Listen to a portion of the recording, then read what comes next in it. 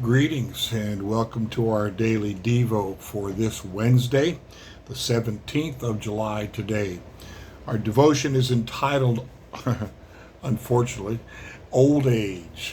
Old Age. It comes from Charles Dickens' work, as we've seen before. Yesterday was the same Barnaby Rudge. The traveler, holding the light near to his panting and reeking beast, examined the horse in limb and carcass. Meanwhile, the other man sat very composedly in his vehicle, which was a kind of chaise with a depository for a large bag of tools, and watched his proceedings with a careful eye. The looker on was a round, red-faced, sturdy yeoman with a double chin and a voice husky with good living, good sleeping, good humor, and good health. He was past the prime of life, but Father Time is not always a hard parent, and though he tarries for none of his children, often lays his hand lightly upon those who have used him well, making them old men and women inexorably enough, but leaving their hearts and spirits young and in full vigor. With such people, the gray head is but the impression of the old fellow's hand in giving them his blessing, and every wrinkle but a notch on the quiet calendar of a well-spent life. The person whom the traveler had so abruptly encountered was of this kind: bluff, hale, hardy, and in a green old age, at peace with himself, and evidently disposed to be so with all the world. Although muffled up in diverse coats and handkerchiefs, there was no disguising his plump and comfortable figure. Neither did certain dirty finger marks upon his face give it any other than an odd and comical expression through which its natural good humor shone with undiminished luster. Now some thoughts from Gene Fisher. Dickens knew the worth of maturity. Many of his elderly characters are fully engaged in life, like the yeoman in Barnaby Rudge, so eloquently described by the author. There are more than 120 elderly characters in Dickens's works, and he avoids portraying them as stereotypical. God also values the elderly. In Leviticus 19:32, he makes this command, quote, "Rise in the presence of the aged, show respect for the elderly, and revere your God. I am the Lord." Unquote. God often used senior citizens to accomplish his work.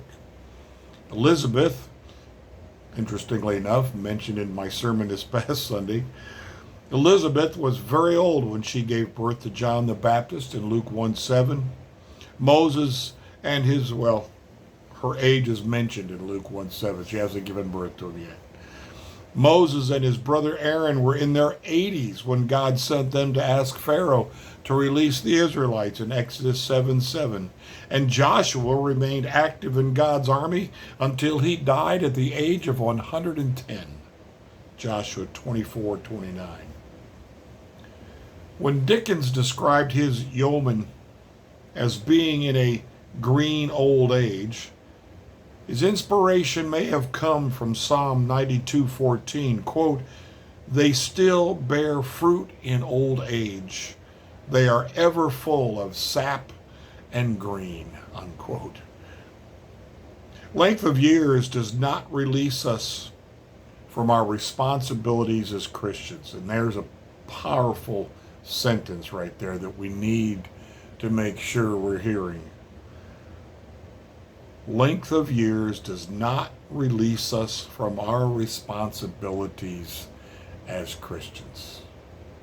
We never retire from being a Christian, basically. Our life is still able to be used by the Lord. As long as we live, we are still to bear fruit for God. The elderly people in our lives can be a source of wisdom. They can be a source of inspiration.